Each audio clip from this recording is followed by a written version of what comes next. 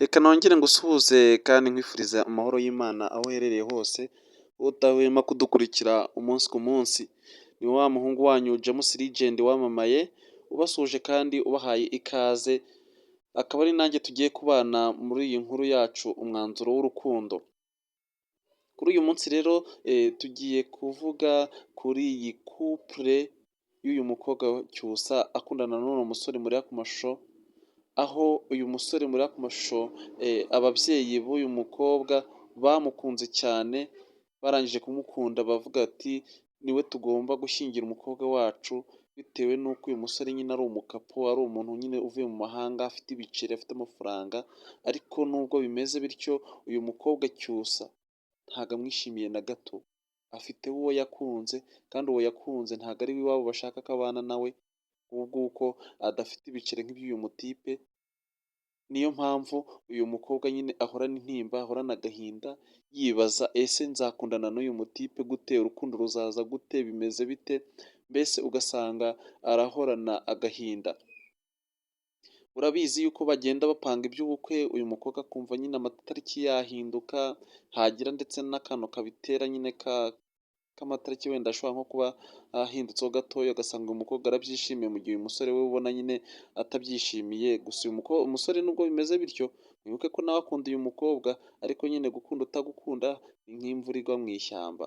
Ibyo ngira ngo murabizi nk'Abanyarwanda, uwo ni umugani nyarwanda. Uyu mukobwa rero mwibuke yuko yifitiye umusore yikundira witwa MK, ariko uwo musore nyine akaba adafite ubushobozi nk'ubw'uyu mutipe, ndetse n'iwabo nyine bakaba batamufasha kuko adafite ayo mafaranga nyine nk'uko ubwabo baba bayifuza. Ese muri iki gihe mugenda mubona imiryango cyangwa se ababyeyi bagenda babangamira abana babo, bakifuza ko abana babo bakura bafite amarangamutima yabo ashaka, aho kugira ngo barekere abana babo amarangamutima yabo aba ariyo iyoborera. Ese mubona bikwiye abana bakwiye kujya bareka bakumvira ababyeyi, bityo ababyeyi bashaka bakora cyangwa bakwiye kujya bumvira amarangamutima yabo? Murambwira muri komenti n'inama mwaha uyu Cyusa icyo akwiye gukora, niba akwiye kumvira ababyeyi cyangwa se niba akwiye kumvira amarangamutima ye.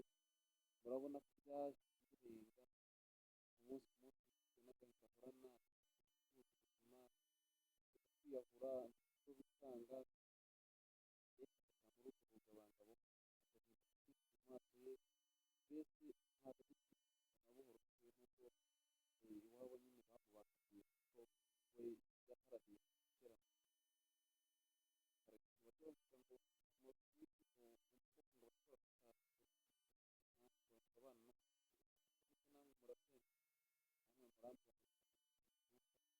ababyeyi bakwiye kubafata abana babo, ahubwo abana babo bakabafata amarangamutima yabo, ko aba aribo bazabana nabo ubuzima bwabo bwose. Nubwo nanone ababyeyi bafite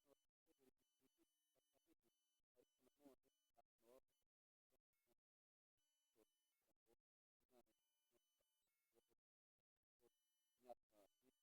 y'ubuto bw'umwana aba ari ababaye. Murambwira